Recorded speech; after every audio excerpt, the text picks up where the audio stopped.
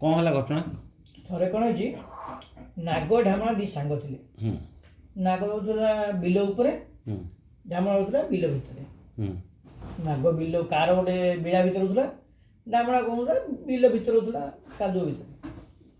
ଗୋଟେ କେଉଟ ଆସିଲା, ସବୁଦିନ ଆସେ ସେ କେଉଟ, ସବୁଦିନ ଆସେ, ଦେଖିବ ମାଛ ମଗରା ଭିତରେ ପକାଇଦେବ, ନାଇଁ ସାପଟା ଫିଙ୍ଗିଦେବ, ମାଛ ଭିତରେ ପକାଇ ସାପ ବାହାରେ ପକାଇବ। ଦେଖିଲା ସାପଟା ଫିଙ୍ଗିଦେଲା, ସାପ ଉଡ଼ିକି ଆସି ନାଗ ପାଖରେ ପଡ଼ିଲା, ନାଗ ବାହାରିଲା। ଭାଇ କ'ଣ ହେଲା? କାହାକୁ ପଚାରୁ? ଢାମଣାକୁ। ଢାମଣା ପଚାରିଲା। ଢାମଣା କହିଲା, ଭାଇ ସେ କେଉଟରେ ଆସିଲା, ହଠାତ୍ ଫିଙ୍ଗିଦେଲା ଯେ ମୁଁ ତାକୁ କାମୁଡ଼ି ପାରିଲିନି। ତୁ ଗୋଟେ ସାପ ହାତି, ଗୋଟେ ନିନ୍ଦା ଶୁଆ, ତୁ ସେଟା କଳଙ୍କ ସାପ ହାତି, କିଛି କରିପାରୁନୁ। ଯାଇକି ରସଟେ କାଲିକି ସିଏ ଆସୁ ଆସୁ, ସବୁଦିନ ଆସୁଛି ସେ, ଯେତେବେଳେ ଆସିବ ତ ଧରୁ ଧରୁ କାମୁଡ଼ି ଦେବୁ, ବୋଲେ ମୁଁ ଜାଣିଛି ସାପ ବୋଲି। ଠିକ୍ ଅଛି, ଢାମଣା ଯାଇ ରେଡ଼ି ହେଇ ରହିଲା।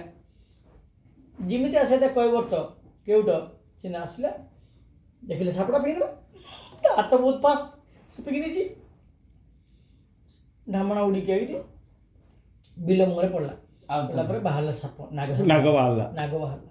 ନାଗ କହିଲା, ଭାଇ କ'ଣ ହେଲା? ଭାଇ ସରିବା, କାମୁଡ଼ି ପାରିଲିନି, ସେ ଏତେ ସ୍ପିଡ଼ରେ ଫିଙ୍ଗୁଛି ଯେ, ଆଉ ଦେଖିଲେ ମାଛଟା ଫିଙ୍ଗିଦେଲା ପୁରା ସ୍ପିଡ଼ରେ। ମୁଁ ଆସିକି ପଡ଼ିଲି।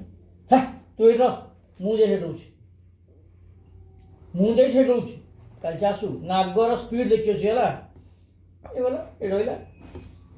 କେଉଟା ତାପର ଦିନ ବୁଲି ଆସିଲା, ସେଇ ମାଛ ଆଣି ଭିତରେ ପୁରାଏ, ସାପ ଆଣି ବାହାରେ ପକାଏ।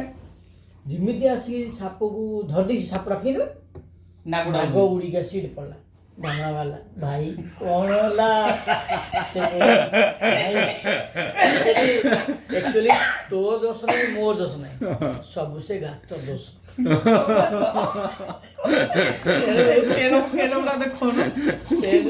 ତେଣୁ ସବୁ ଗାତ ଦୋଷ ହେଲା, ଆମର କି ଦୋଷ ନାହିଁ ହେଲା।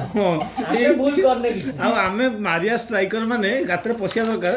ଏଇ ତମର ପଶିଗଲା, ଆମର କିଛି ଭୁଲ ନାହିଁ, ସବୁ ସେ ଗାତର ଭୁଲ।